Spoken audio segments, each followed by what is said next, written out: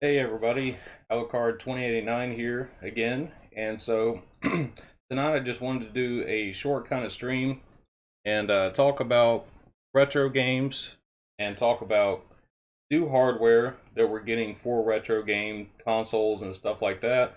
And this is, mainly a retro focused channel, and I've been thinking about doing a video like this for quite a long time now. And I've noticed on my streams that when we get to talking about this, apparently, all you guys that watch my channel are also, big into retro as well. I know anybody from, the Saru crew is definitely, big into retro and stuff. So I thought it'd be cool to do a video like this and just talk about this type of stuff and, have a cool little, hangout and discussion. And, we might do some more stuff like this in the future as well. So we've got Reluctant Hero here, and Brandon Wallace, and Sweet Like Sugar, and thank y'all for coming by. And you know, excuse me, get some water here for a second.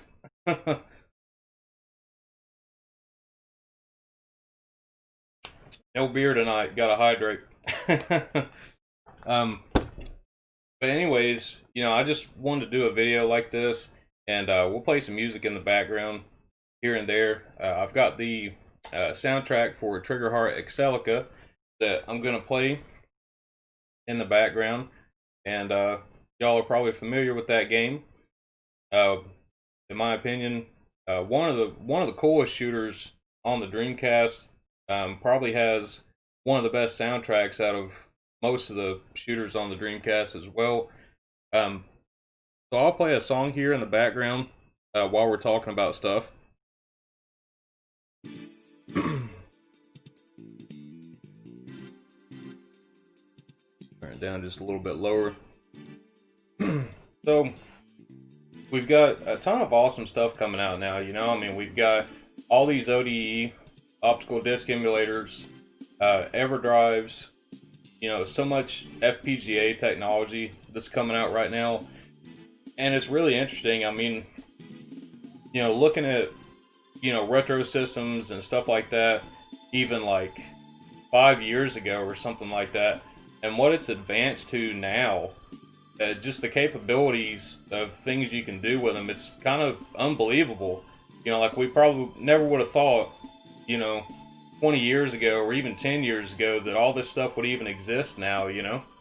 I mean, of course, a lot of things have been around for a long time, especially with the Dreamcast, people, burning discs and stuff for them.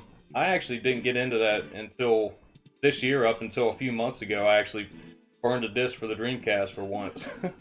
And because I just never did it, I always bought them. And now we've got the mode and stuff like that for the Dreamcast. We have the GDE move, but it's not really the GDE move. It's really hard to get the originals, and the clone ones aren't that great.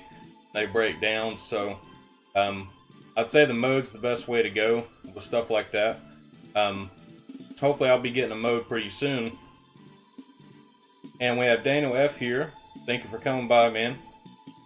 And so just wanted to talk about a few things like this, because we talk about it a lot on the channel anyways. So I just want to hear your thoughts about things, things you're looking forward to, things you want to see in the future that hasn't been done yet, as far as, retro systems and things that you would like to see come out in the future. Let me know what you think, One thing I really want to talk about too, and this is something I've been interested in for a long time, is the satiator for the Sega Saturn. And so I've been really interested in this, especially because you don't have to replace your disk drive. It's something that goes into the VCD port of the Sega Saturn, and you can still play all your disc games without even having to mess with, swapping out, an ODE for your regular disk drive, or having to get another console to put an ODE into as well. So that's another thing too, is most of us probably have kind of crazy retro setups anyways, so it's like I would love to own every version of the Saturn. I would love to own every uh, version of the Dreamcast. You know, even the PlayStation 2. I don't need them, but I've got two Japanese ones right here, and I still love the other ones they got, especially the Aqua Blue and the Toys R Us Blue that came out. And I'm not even a fan of pink, but hey, that Soccer Wars PS2 looks pretty awesome. So they got so much stuff that we didn't get here. But when it comes to ODEs and stuff, you know, we have to pretty much buy a console, to gut it out and put an ODE into. And I mean, that's not a bad thing in a way. Um, but it is, if you have a small space like I do, it's kind of challenging, to say the least. So if I wanted to have all those consoles hooked up at one time, I'd probably have to have a shelf the size of these big ones here with, you know, probably about 8 different shelves or something on it to be able to even fit all that stuff. Um, so that's another thing. It can run into space issues. But back on the satiator, I'm definitely thinking about pulling the trigger on that one.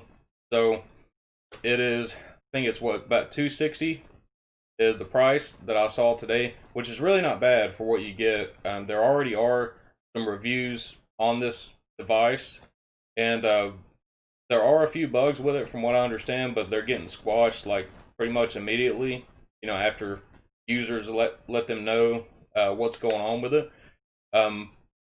So that's something I'm really looking forward to, you know.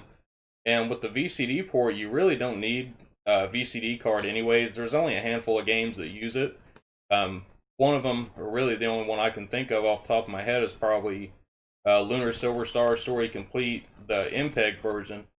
And I guess it just gives you like better FMVs or something like that. But even if you do want a VCD card, you have to really know which one you're getting, because they had so many different models of Saturns and different regions that not all of them are compatible with each other. So even finding the right VCD card for your system is kind of tricky.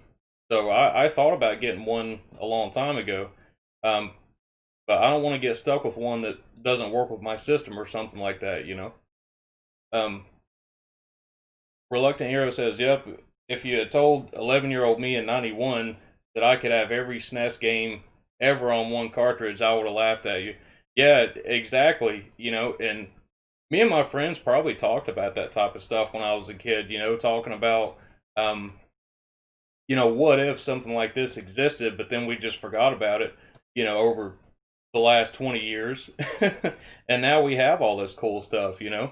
Um, so, I mean, even for EverDrives, like the only thing that I own right now is the PC EverDrive, and looking at getting a lot more of these in the future. But I think this one's perfect if you have Duo R, or even if you just have like a regular PC Engine or Core Graphics, and you don't want to spend the money on a Super SD System 3.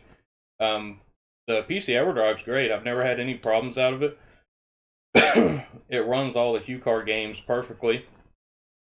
And but the SSDS 3 is, I don't know how many more runs they're going to do of that system, so I need to jump on that too at some point this year and get one before they stop making them. So that's another thing is, with some of these devices, how sustainable is it really? Because the only people that are going to buy it are like people that are extremely into retro games and preserving game history, really, because it kind of supports that whole thing. A lot of people might look at it as piracy, but hey, these games haven't been available forever. And if they do come out with a port on a newer console, I'm happy to support it and buy that one instead. But even as collectors, I guess you could say I'm a collector, but I don't really have a big collection at all.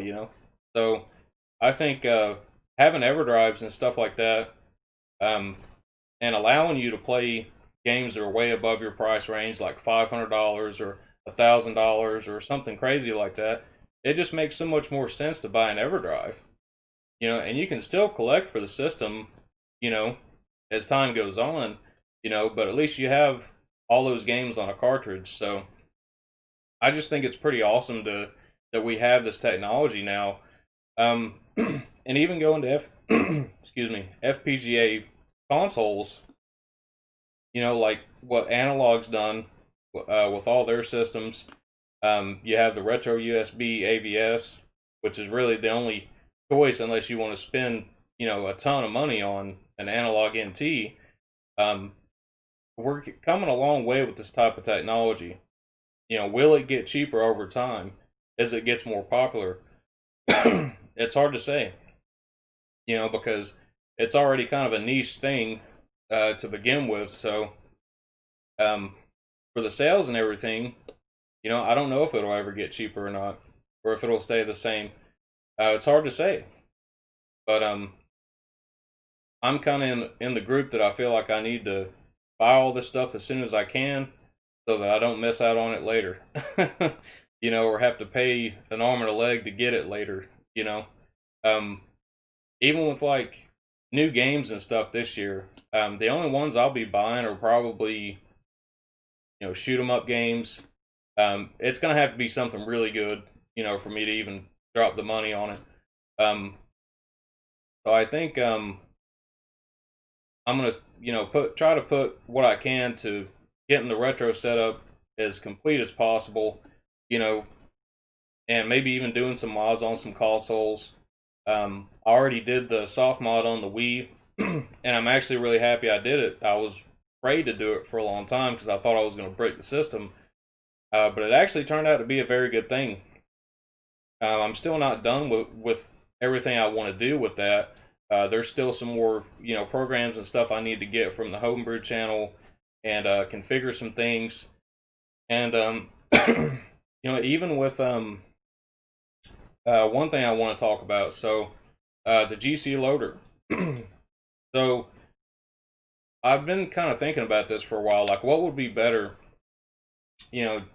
Instead of getting a GC loader, would be better just to have a soft modded Wii that you could actually play backups of like Wii and GameCube games and stuff like that as well. Because that's possible, to be able to do that.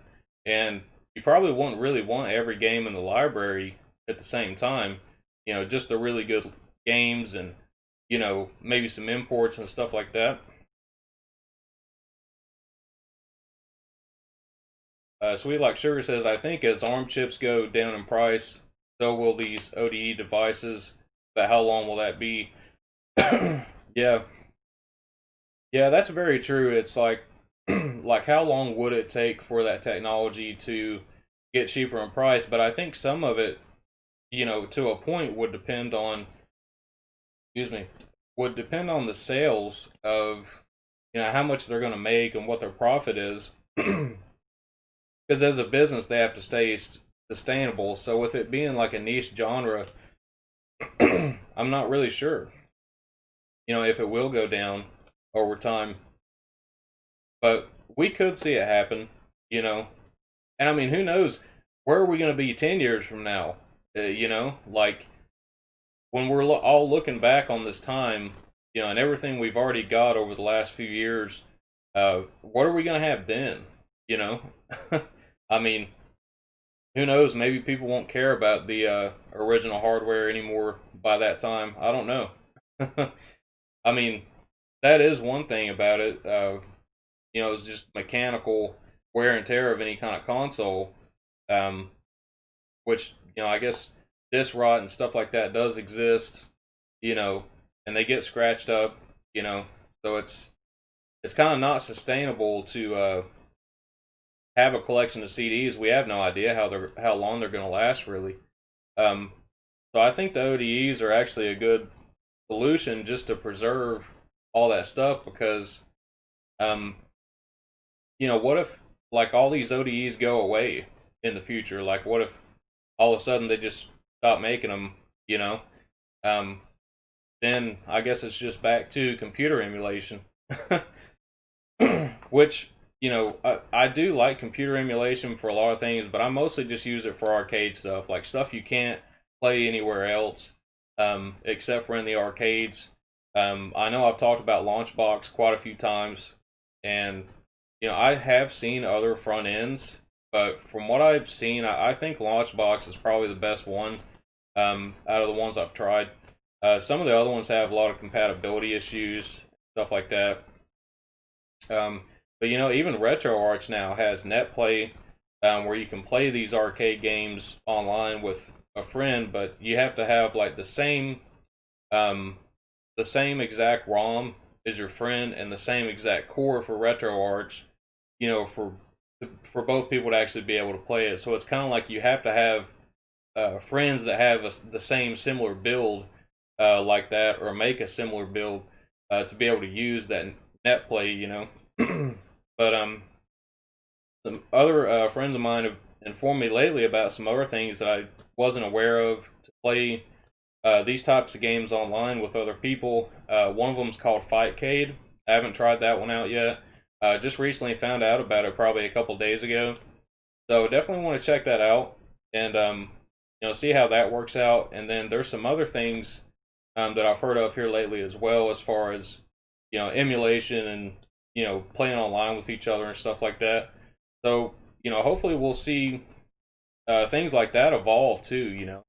I mean, even if I'm not mistaken, I think some of the arcade one-up cabinets have net play as well. So that's pretty awesome. I've never really thought about buying one of those. I'm probably just going to make a custom cabinet for myself one day, but it's pretty cool that they have something like that integrated inside of the cabinet.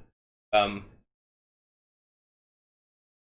so I'm gonna read y'all's comments for a second. Brandon Wallace says you can put an external full of games on your Wii easily. Yeah, and see that's what I'm looking at, is like, I guess for the sake of having it, it might be good to have a GC loader, because like I said, we don't really know how long um, these devices and stuff like that are going to keep being made and keep being in production. So it probably wouldn't hurt to have one anyways, but I think that would probably be an easier solution if you already have a soft modded Wii. You could just put an external drive with a ton of games on it. Um, Daniel F says soft modded Wii would be a cost effective solution, or if you have a Wii, you can soft mod that to play Wii and GameCube games as well through HDMI. Yeah, no, that's another one I'm really interested in too, is the Wii Dual mod, but I know that it only works on like a couple of different revisions. I think it's 3 different revisions. So I don't know exactly which ones. You have to go by the serial numbers and stuff like that, I believe. Um, but I think from what I've seen, like the gameplay, and I've watched it on Retro RGB's channel, the video he did about that, and I think it shows pretty clearly like that Wii Dual looks amazing compared to even like a Wii U with HDMI out, playing Wii games and stuff. Brandon Wallace says Launchbox is my personal favorite. Sweet Like Sugar says I'm looking forward to the Polymega as a way to archive my games and have one central device that just works. Yeah, and that's another thing about the Polymega is, you know, I think it is a good system for that, as far as, trying to preserve your files and your games and stuff, and basically installing them to the system, not having to go grab your CDs and stuff off the shelf, because, I mean, I'm really careful with my stuff, but a lot of times when I buy stuff, it's already got some scratches on it, so it's like, even if you are extremely careful with it, it might already be somewhat damaged anyways, you know. Um, so it's like the less you take it out of that case, the less chance it is to get scratched up even more. Um,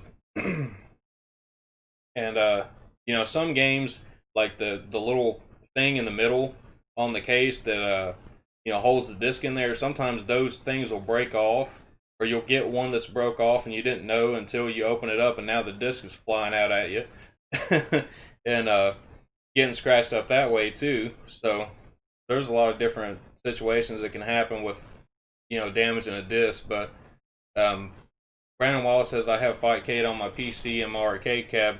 Oh, really? That's awesome. So you've got it. I didn't think about that. How well does that work, Brandon? Because I only heard about it maybe a couple days ago.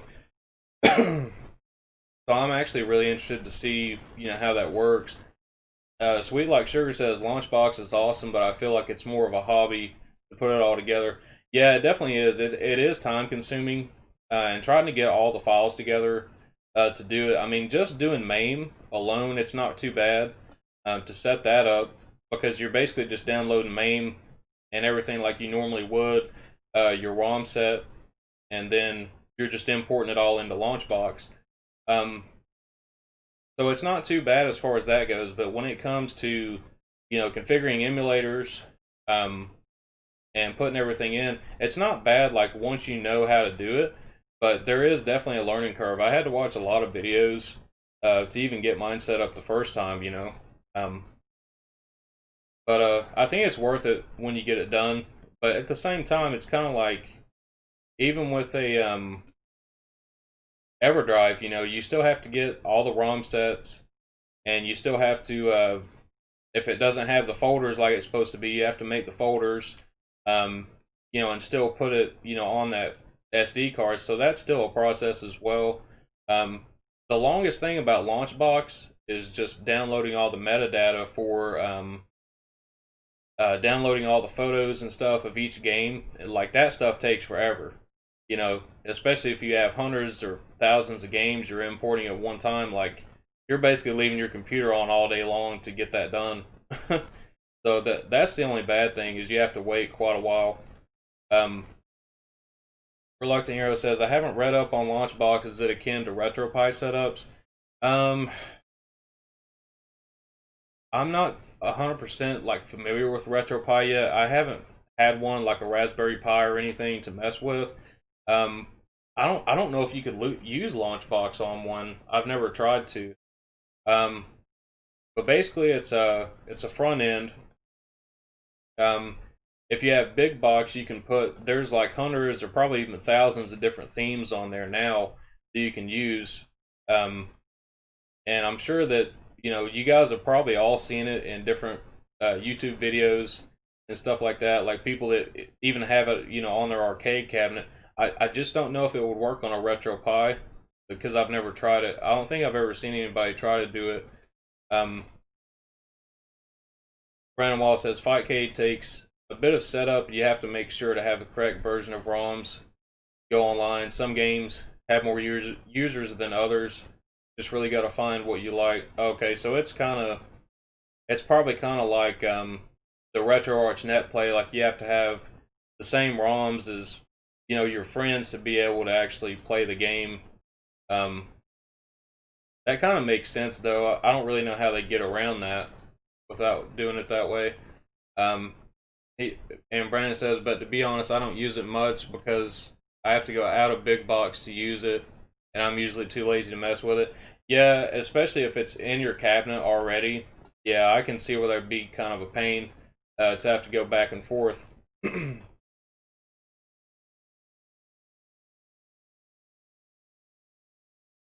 Sorry, I was talking for a while. Let me turn on another track, guys.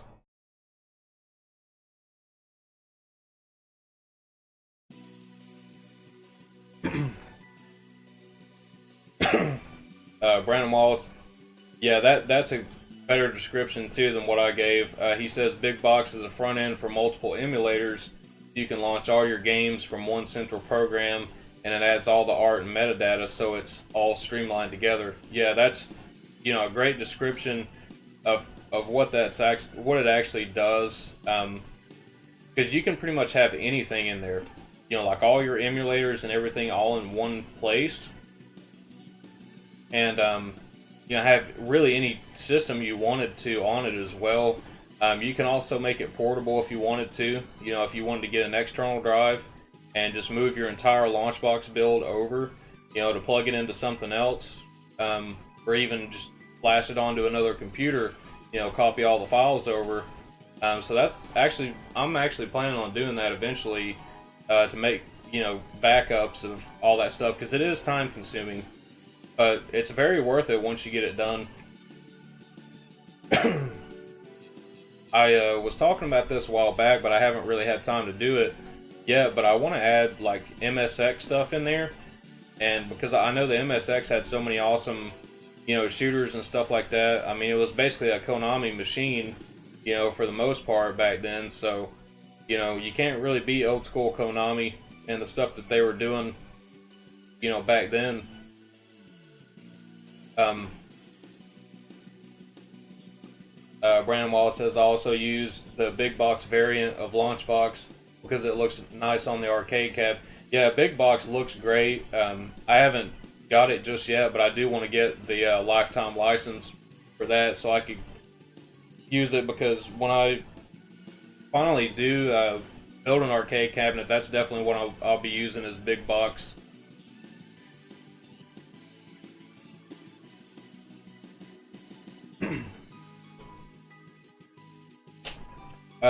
So we've been talking about emulation and like arcade stuff for a while, so I kind of wonder, like, can they advance arcade technology anymore? I mean, it's not really something we see here in the U.S. I mean, of course, arcades are still big in Japan, but will we see a resurgence of arcades in the future? I hope we do, because once they're gone, it's like they're gone for good. It seems like, you know,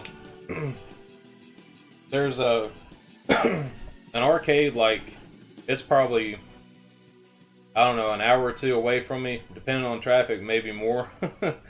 But I haven't been to that one yet, and I don't even actually know if they're still open because of COVID and stuff like that. But I would like to go there eventually. I haven't been to one, since I was a kid. One of the movie theaters we have here, though, it has a few little arcade machines in there. They've got some kind of Walking Dead machine in there. I haven't actually played it, but it's like all closed in. Like, you have to open this door and like go in it, and it's kind of weird.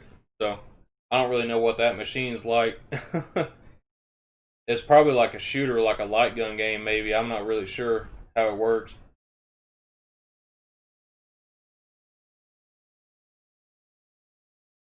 Put another song on real quick.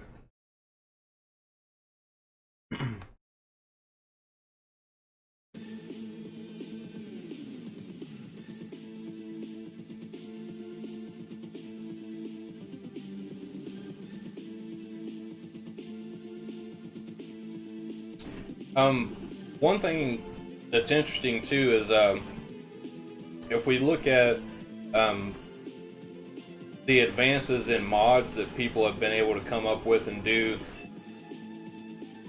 My alarm clock's going off. I guess I set it for PM instead of AM. Give me just a second.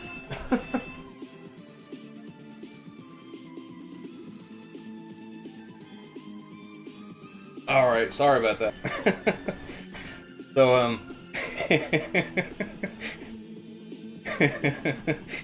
that was pretty funny. But as far as like mods go, just like look at all the mods that have came out for these systems here lately. I mean, the triple bypass mod is not really new, but kind of new. It hasn't really been available for that long. Um, we've got so many HDMI mods and stuff like that now. Like even the Wii Dual mod, that's not really that old.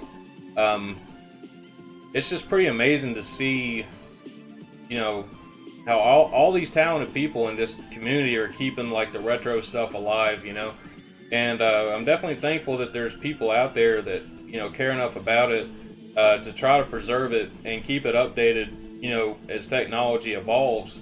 Because we won't have CRTs forever either, because people keep throwing the damn things away. So it sucks, but that's the reality, and I highly doubt we'll see CRTs made again, because nobody wants them, except for retro gamers mostly. It's a shitty reality, but it's true though. Um, Brandon Wallace says they opened a Round One arcade in the mall 10 minutes away from me right before the pandemic hit. I hope it lasts. Oh man, yeah, that's a terrible time to launch a business. Um, right before the pandemic hit, and then they probably couldn't. They probably had to close, uh, for the quarantines and stuff like that at different times. Um, I actually should check on that arcade. It's in Orlando. I think it's in Orlando. I've never actually been there, but I need to check on it and see if they're actually still open. If you can actually still go in there. But I probably wouldn't do it right now just because of COVID and stuff. I haven't really been going many places at all. I mean, really just like to the store or the gas station or something. Like I kind of feel like the lockdown didn't really end. I haven't really been going anywhere like since all this stuff started. And sometimes that gets kind of hard. Like working from home and just staying here all the time. It kind of gets to you after a while. And sometimes I just got to get out and drive around for a while or something. Just do something kind of different. Um, but anyways, there's so much stuff coming out. I just kind of wanted to do a stream like this. And just talk to you guys about stuff because I know it's something we're all interested in. We're always trying to keep up with the news on what the next big thing is going to be. And Brandon Wallace says, same here. I'm still working from home as well. Nathaniel Cody's here. What's up, man? He says, is there really a difference in one chip SNES consoles? It's debatable. It's very debatable. I actually do have a one chip Super Famicom, and well, this is my experience. So I have right here a Retron 2, and down here I have a one chip Super Famicom. So I don't have component cables for it yet, so I can't test that. But I just have it hooked up through Composite. But honestly, what I can say is like this Retron 2, the output on it is actually very good. Compared to the one chip, like the one chip looks a little bit sharper than that one, the Retron, but not really by a whole lot. But I'm sure with component cables, it's going to look amazing. So, that's yet to be seen because I'm still waiting on my cables to get here. Hopefully, they'll be here sometime this month. The first of next month or something like that. I think I need to look at Castlemania Games again and see what their estimated time frame is. I think it kind of got delayed a little bit, but it's really debatable. There's a lot of people in the Sorrow Discord that have talked about this, pretty in depth, and a lot of people say that basically the difference in video output quality from like console to console, from like Super Nintendo, Super Famicom, there's just differences in quality really in damn near every system. So it's kind of hard to compare, I guess, what the best one to get would be. Some people say the one chips don't really make much of a difference. Well, and for me, with the Retron 2 and that that one chip, it is a little bit sharper, but it's not like a groundbreaking difference.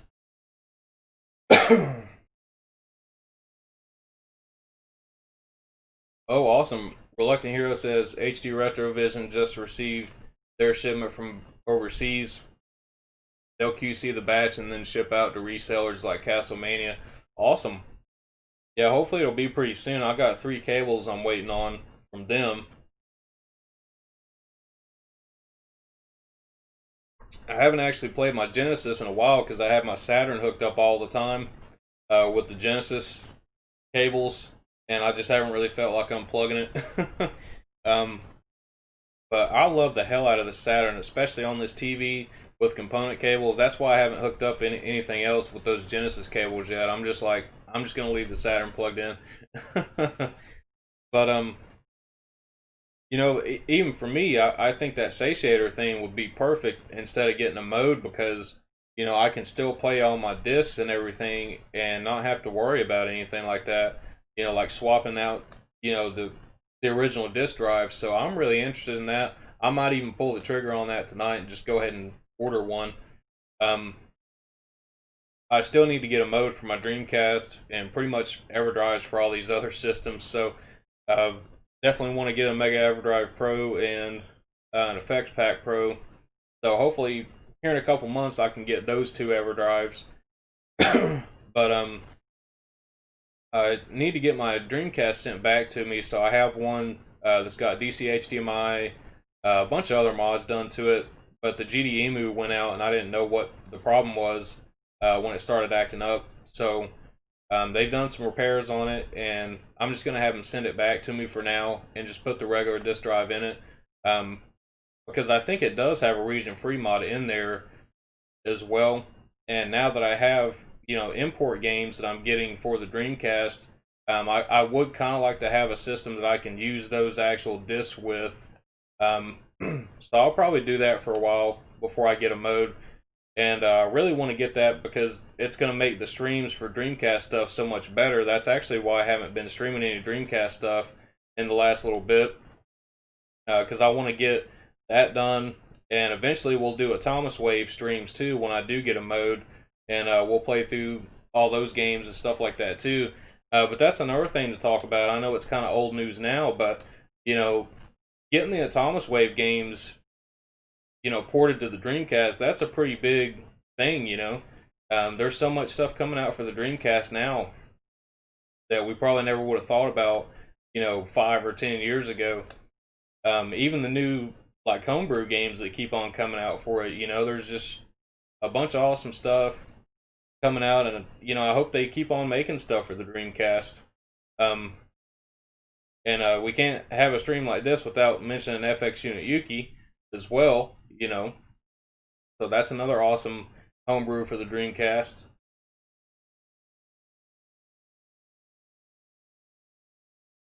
And so I have both versions. I don't have the Mega Drive one, but I've got the Dreamcast and the PC Engine one, and there are differences in both of them. I don't really know which one I like better at this point. I think I probably like them both about the same, but I think the Dreamcast one probably does run a little bit smoother.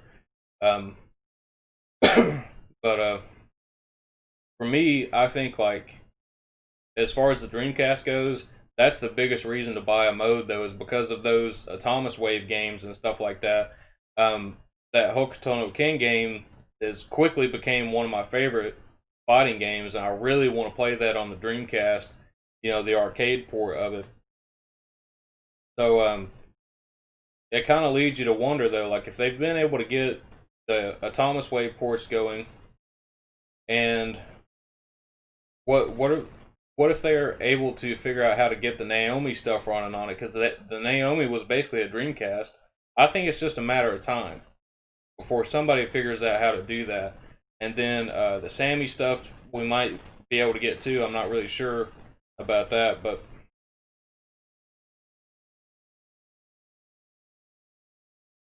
Dave Hustle is here. I haven't seen you in here before. Welcome. And you know how to fix a PS4 that is loud? Um, well, do you have a PS4 or a PS4 Pro? If you have a Pro, they're all loud. There's no way to avoid that. It's going to sound like a jet fan every time you turn it on, start running a game. Um, Usually the Slims and the regular one weren't really that loud.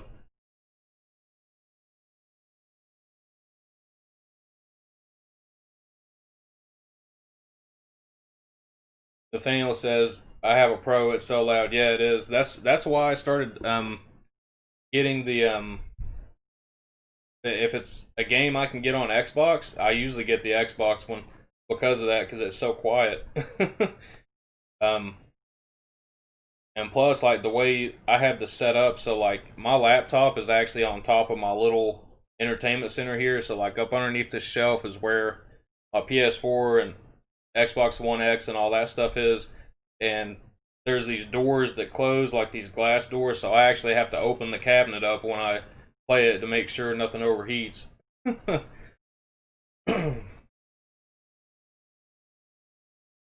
But the Polymega, is there a release date on that yet, or are they still kind of dragging on that? I would love to get one. Um, I wish the price wasn't as much as it is with Walmart, but I'm wondering like if that'll get cheaper depending on how good they do or how good the sales are and stuff.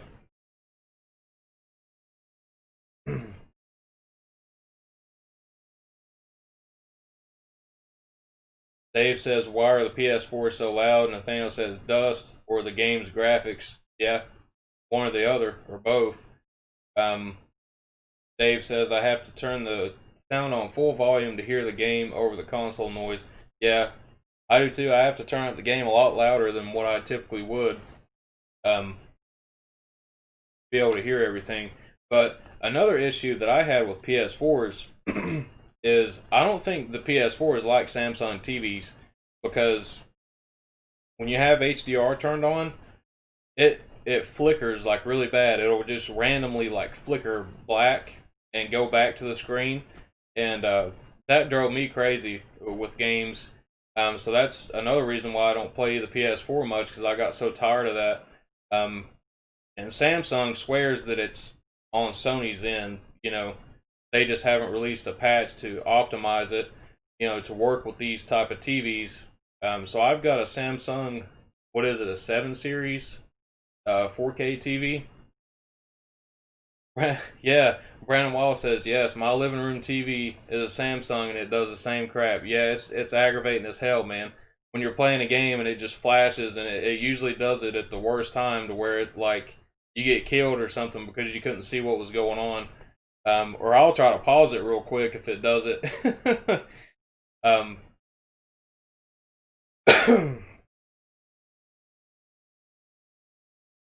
Sweet Like Sugar says my PS4 is louder than the vacuum cleaner. I actually believe it. I do believe it.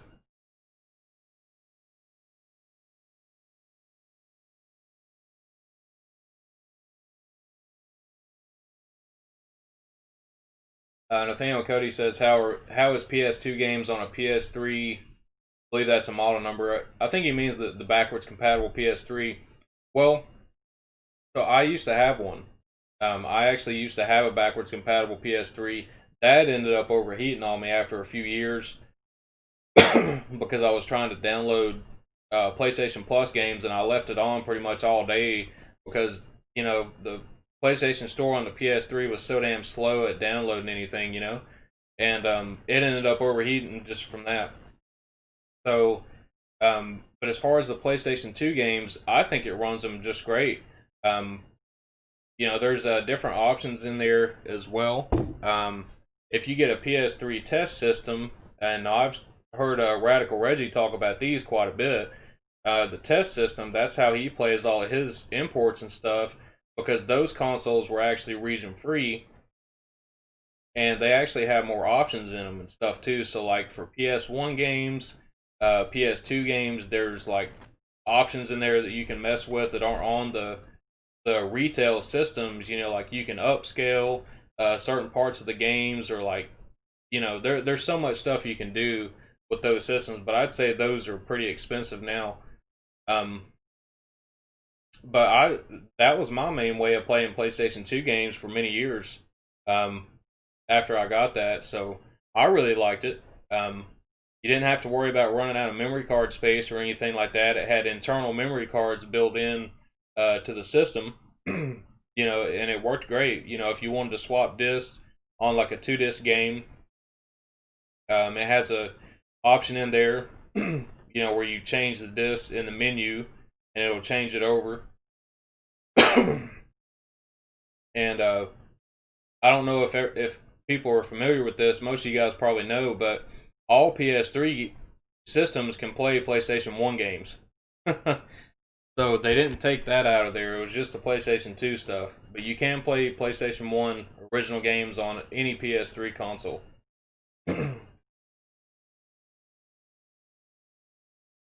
Now, I don't know if it plays PS1 imports. That's what I've always been curious about. I've never tried it, um, but I don't know if it'll play imports. But the PS3 is technically region free, but I don't think it'll play PS1 imports though. I've never tried it myself. I actually only have one PS1 import so far, which is if you guys watch the Kids Where You Can unboxing video, y'all got to see that. Ghost in the Shell. That's my first PS1 import. Hopefully the first of many. And I still haven't played that one yet. But we'll definitely be doing a stream of that pretty soon. I might have to do that next weekend, maybe. Because after tonight, I won't be able to stream till like next Thursday again. So I figured I'd get in a short stream tonight. Wasn't feeling too great today. Mostly in the bed all day.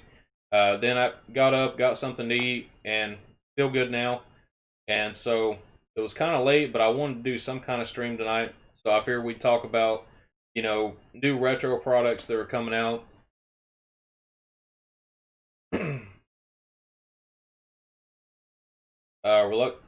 Brandon Wallace and Reluctant Hero says the PS5 has been super quiet. Now I did watch a video that it was like launch week, like right when the PS5 came out, or maybe it was the week after. There were some people saying that um, their fan was like extremely loud, and they had to get a replacement console. But I don't really know what was going on with that, or if it was just a small number of consoles that did that. Um, Nathaniel Cody says the thermal paste is notorious on them. Yeah, that's true. Um, they say that's what the worst part about those was, because I had a friend that used to run a game store, and he would, fix consoles and stuff like that too. And he even told me about the PS3s. He said, I've fixed a ton of them, and they never last long. Like, even if you put new thermal paste on them and do it right, like, it'll work for a little while, but you don't know when it's going to mess up again. So, I think after a while of me trying to fix mine, I ended up just throwing it out because I couldn't do anything with it. I kept it for years in a box, and I don't know, it got all scratched up because I'd set stuff on top of it or whatever, and I was like, it ain't worth keeping. Or I think my cousin or somebody wanted to mess with it, so I gave it to them, and I'm sure he never fixed it, but. Nathaniel Cody says it does. I think he's referring to the PS1 imports on PS3, and he says it's cool wine about the PS5. Brandon says, yeah, I don't know if they all suffer the cool wine. I have two PS5s in the house.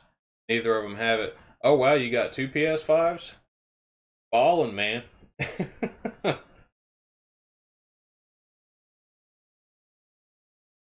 With me, if I got one, I'd literally have to set it behind the TV and stand it up vertically because there's nowhere else I could put it. I'd have to hide it behind the TV. Um, and when I build a computer, here pretty soon, I'll be doing that probably in the next month or two. When I do that, since I don't have a desk setup or anything, so I'll probably actually have to put that behind the TV here as well, and maybe put a keyboard in front of me here. So I'm not really sure, but I'll figure it out somehow. Um, Brandon says one was for my son on Christmas. Oh, that's awesome. Yeah, that makes sense to have two of them then. um, yeah, I know they're still hard to get even now. Um, I probably won't get one for a couple years at least. Um, I'm really just focused on retro stuff, just imports, and that's mainly all I care about right now is import games, you know. And so I'm really happy to, be getting games from Jim and from Kids Where You Can. So, you know, I always look forward to getting those boxes, and that's why I do unboxing videos of those too, because I want people to know that he's sending out good stuff. Because there's a lot of people online that said he's not sending out, that good of games or not enough games, for the money. But everything he sent me has been awesome. I've been in his Discord for a long time. People put pictures of their game boxes in there, and I'm always like pretty amazed at what everybody's getting. So, that's one reason I do the unboxings, because I want people to see it and know that, if they decide to get a game box, they're not going to get ripped off or whatever, because that's not the case at all.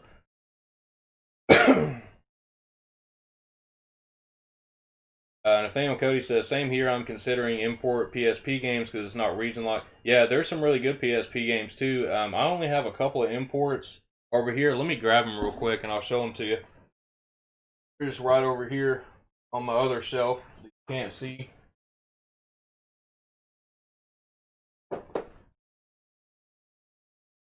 I actually found these in my retro store.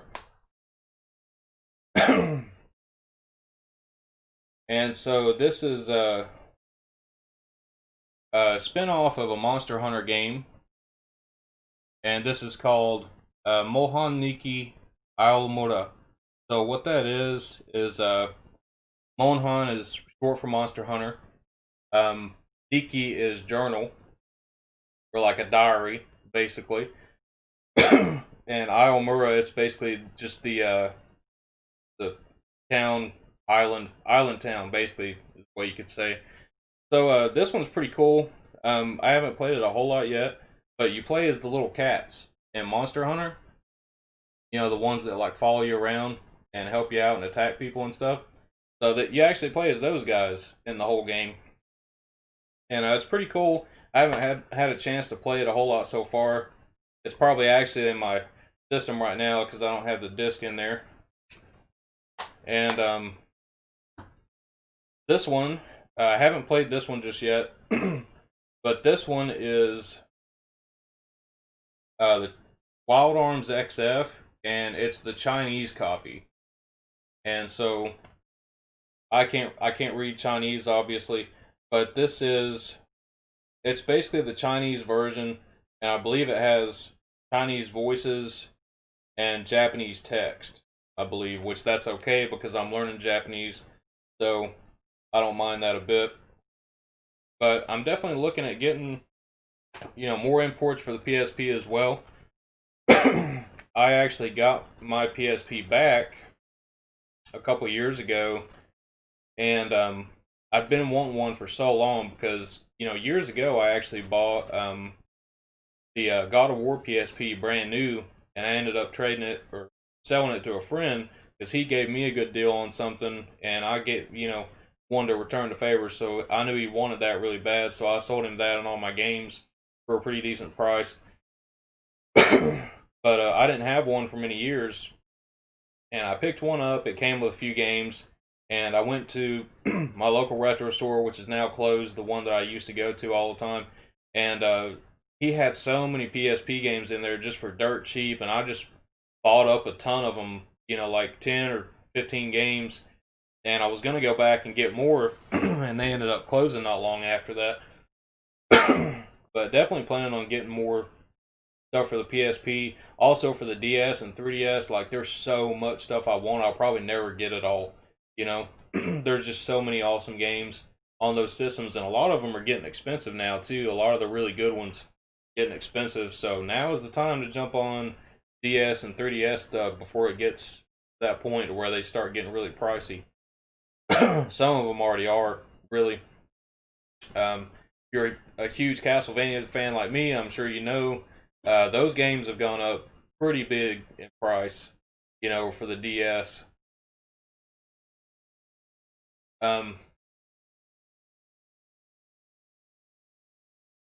Dave Hustle says, "Is there a reproduced Nintendo 64 in HD?" No, it's you'd have to get it modded. You'd have to get like an HDMI mod for it. Reluctant Hero said, "I just filmed my own pitch where you can get game unboxing. Thanks for the inspiration." Hey, awesome, man! I'll definitely watch it. Did you just get your box today? I'll definitely watch it, man. I love checking it out, seeing what games he sends people. Brandon says, if you want to play some PSP games, soft modding the PSP Go is a great way to go about it. Yeah, that's another thing too. I never got into the PSP or the Vita hacks or anything like that, but it's very interesting the stuff you can do with it. I might have to buy a PSP and another Vita just to do that, one of these days.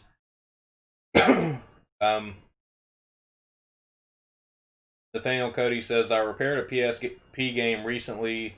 It was Mega Man powered up, just needed a new UMD case. Yeah, and So here's a funny story. When I first got my PSP, brand new, I had the God of War one, and you know, in those bundle packages, they didn't come in a regular case like this. It was literally just a cardboard little sleeve that went over the UMD disc. And so I pull it out and I'm looking at it and I'm like, I've never seen anything like this before. I'm like, the disc is in there. I thought the plastic piece was like a protective case, and I'm like, well, I guess this thing's got to go off because it's a disc. It's got to go in there. And I opened the system and I'm like, what the hell? That disc plays like that in there? Like, I almost broke it trying to get it open to put the damn game in the system because I didn't know what I was doing. It like perplexed the hell out of me. And Dave Hustle says, I love the PSP, Nintendo DS. I love Mario Kart on it. Yeah, the DS has a ton of awesome stuff. And Reluctant Hero, he's going to post a link when he gets his video uploaded. Yeah, man, I can't wait to watch it. If it comes out, if it uploads tonight, I'll definitely check it out. DT Beakerman's here. What's up, man? He says, I got lucky finding a PSP at a local game store. Yeah, the one that we have here in the mall, they have a ton of PSPs and Vita systems and stuff, but they're kind of overpriced though. And I've noticed on some of them, they've taken parts from 2 or 3 different ones and put them together, like it's almost like a custom thing. I guess they took ones that didn't work or something and like merged them together, so like the colors will be different on them, like the front and back will be different, or you know the buttons will be different or something. It's always something like that. But they've got a ton of PSP stuff at my local store as well. I just some stuff in there is kind of decently priced, but some of it's just like, you gotta be crazy, to pay that much for a game like that. So I don't really buy stuff there a whole lot. But Brandon Wallace says the advantage of the PSP Go, that it's the only one with Bluetooth, so you can use the TV out cables, but also sync it to a PS3 controller. So you just leave the PSP by the TV and play with the controller. Oh, that's awesome! I didn't know that. I didn't even know that it had Bluetooth in it, so you can connect it wirelessly to the TV.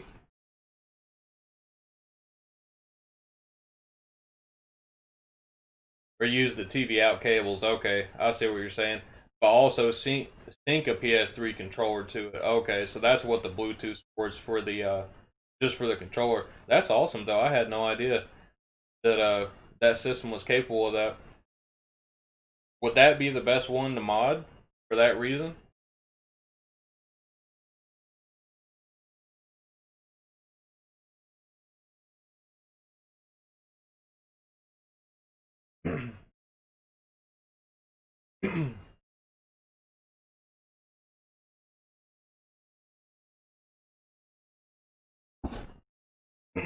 All right, guys. So we got about 12 more minutes. I'm gonna end at about 1. And so, if there's any topics you guys want to go over, any new kind of retro stuff coming out you want to talk about, definitely post it in there, and we'll talk about it.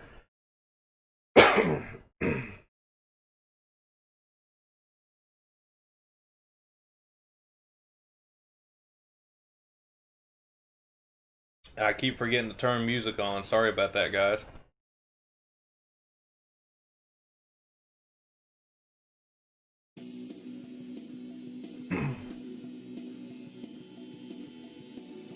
Brandon says if you want to play it on TV with a controller, then yeah, that's the best option. Yeah, like for Modern 1, I'd say it would be too. Even like with the PS Vita, I have very little experience with it. I did buy one for a while, or I bought one and I kept it for a while. I got Persona 4 Gold, and that was the main reason I bought the system, was I wanted to play that. And I had a PlayStation 2. I could have just got the regular, vanilla version of it, but I just wanted the golden version because I knew it had more stuff in it.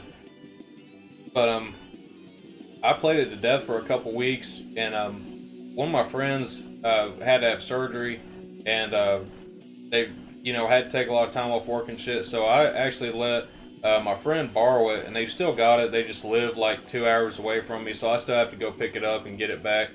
But that's why I haven't bought any Vita stuff. But you know, I bought a Vita after the Switch. Um, like I was never into the Vita, you know, prior to that.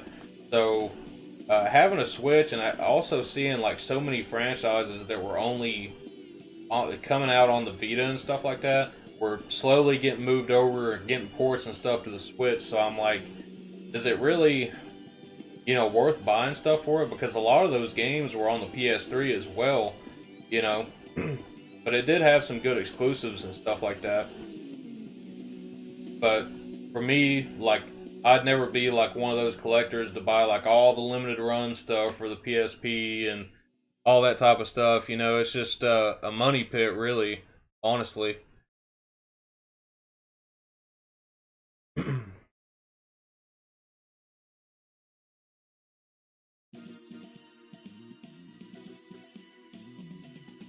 All right, well that song is only 10 seconds.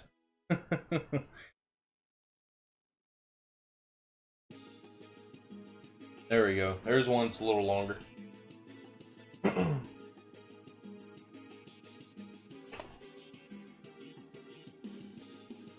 Reluctant Hero says, "No worries. It's fun to hear your thoughts."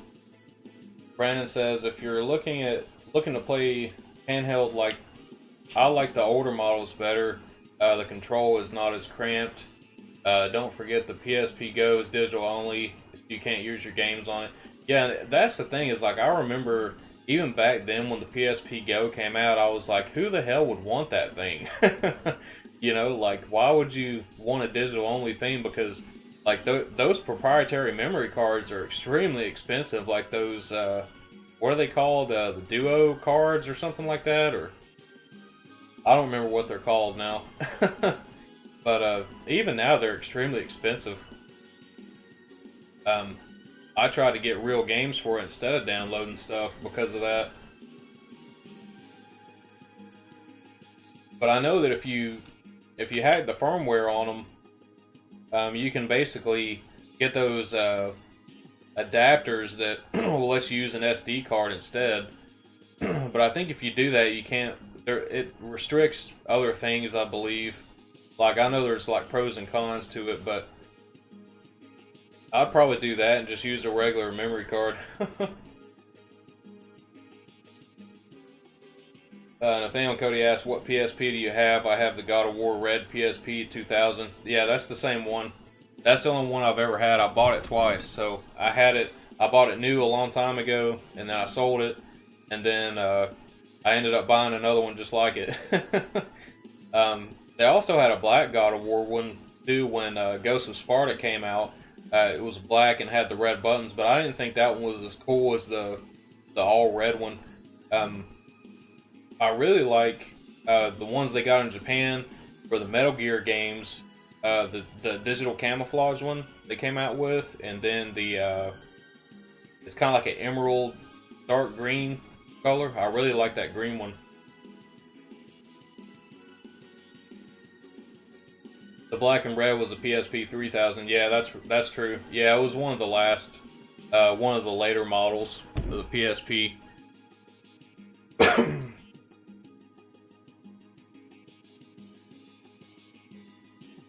But I think you know, we'll probably do some more streams like this as well. Especially, you know, if it's a night where I don't really have a game I'm wanting to play or anything, just kind of like a hangout thing, you know, just talk about new stuff that's coming out for retro systems, or maybe even talk about new games and stuff like that as well. Um, I'm sure y'all are excited for the Cotton reboot that's coming out, and I'm pretty excited for that one as well. I've still got my pre-order in on that one. Unfortunately, I did have to cancel my pre-order for the GGLS game, but I think I can probably go ahead and get that now. So I might look into that. Go ahead and get a copy. That's one I really want to stream like multiple times. Like over and over again, to stream it to death. And I'm pretty excited for that one. Next year, I'll definitely be excited for a less branch if it comes out next year. I think that one's going to be pretty amazing. Um, I know I'll definitely be picking up a copy of Raging Blasters when that comes out on the 22nd. Got some other stuff coming out soon. Cyber Shadow, that's going to be an amazing game. And I don't know if I'll be able to stream that day one when it comes out, because I think it comes out on a Tuesday, but I might be able to for like an hour or something. We'll have to wait and see what happens.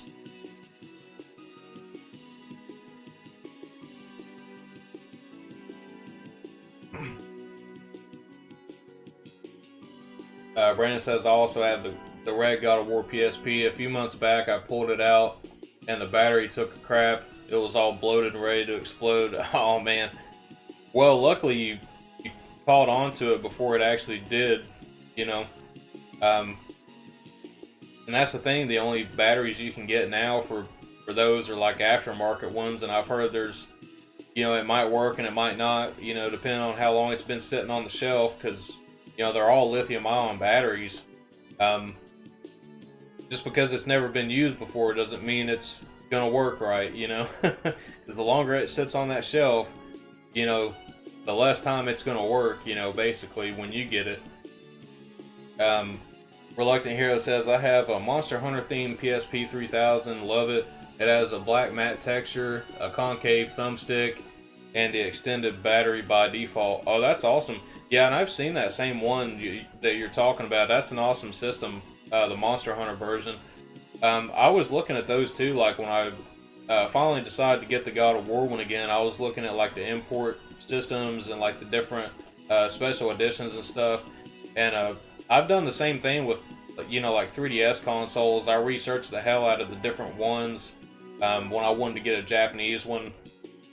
And ended up settling on a new Nintendo 3DS, not the XL, because I already have an XL, and I wanted to get that like for the custom faceplates and stuff, but a lot of those are getting really expensive now too, so I haven't actually upgraded my faceplates or anything, but eventually I would really like to get the Xenoblade Chronicles faceplate for the 3DS.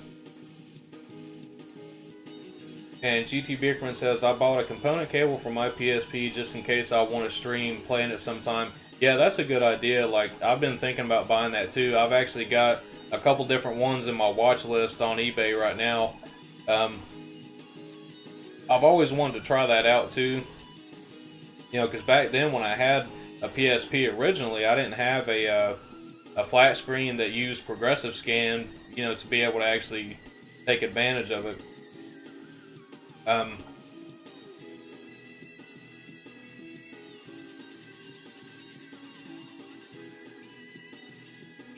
I'm not sure. Nathaniel says, has anyone used DK Oldies before? I got my PSP from that place. I'm not familiar with it. I'll have to check it out though.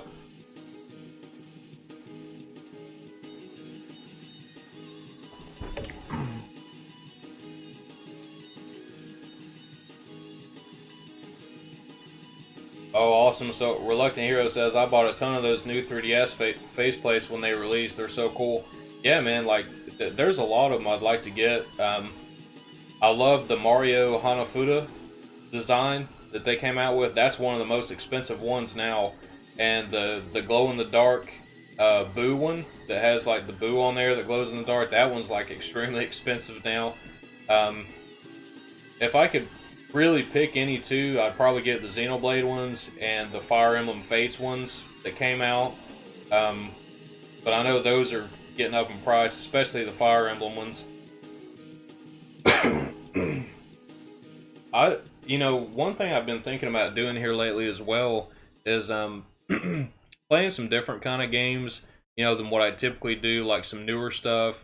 I've been thinking about maybe doing some streams of the newest Yoshi game. I was gonna say Yoshi's Woolly World, but I think that's the Wii U one. Yeah, Yoshi's Woolly World is that one. What is it? Yoshi's Crafted World? I think it's Yoshi's Crafted World. Yeah, I've been wanting to play some of those, like kind of like a chill kind of stream, you know. And those Yoshi games are fun as hell. We haven't done any Wii U streams, so that might actually be not a bad idea. Could go back and play some Wii U stuff, like, you know, Yoshi's Woolly World and some cool stuff like that. Oh, Reluctant Hero says, yeah, I have the glow-in-the-dark Boo. Awesome, dude. That's like a treasure. Also have one with wood grain texture and another with a felt texture. Oh, wow, that's awesome. I don't know if I've seen those before. Brandon Wallace says, yeah, I think Crafted. Yeah, I think that's the newest one. I haven't actually beat it yet, but it's really fun. Oh, and now we also have the update to Bloodstained Ritual of the Night, another game I need to beat. I probably got halfway through it and ended up playing other stuff, but that was when I was like heavily studying Japanese. Like any spare second I had, I was grabbing my book or my phone, you know, to study. So I didn't really put enough time in it, but we could do a stream of that pretty soon as well. You know, a Bloodstain. I still have to download the updates and stuff for it. But that might be a pretty cool stream. Do that as well. Anything, you know, Castlevania, I support the hell out of. You know, and anything Iga does in the future, I'll definitely, you know, support him for that. Because he made some of my favorite games of all time, you know. Symphony of Night is still one of my favorite games. You know, that's why my name is Alucard 2089 on YouTube, you know, is because of that. I know I talked about this before. It's still in the works. It is going to take me a while, but I promise you guys, I do have an awesome animated intro that I'm going to be doing all by myself. Just getting the concept art together now. That alone is going to take a while, but it's going to be pretty awesome. So it's going to be, you know, Alucard themed and 2089. So you can imagine what that might look like.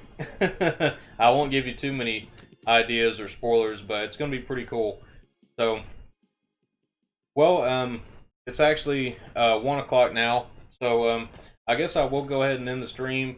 I probably won't stream anymore until next Thursday. I do have a video I might work on tonight. I got to get some voiceovers done on them, and might try to finish that up tonight. But everybody that came by, I really appreciate it. You know, I had a really good time. And I think we'll have to do some more stuff like this in the future. Just do, you know, some discussion videos, hangout videos. I love hearing about, you know, y'all's thoughts and opinions on, you know, all this retro stuff and everything as well.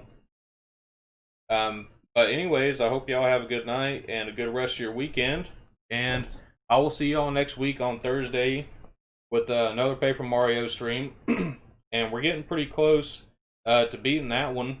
So if you haven't played the game, or if you know, don't want it spoiled, then you don't have to come by and watch. But you know, if you do want to check out some Paper Mario, it's usually a pretty fun time. We'll probably have a few more streams of that till we beat it. But anyways, I hope y'all have an awesome night, and I'll see y'all next time, guys. Bye.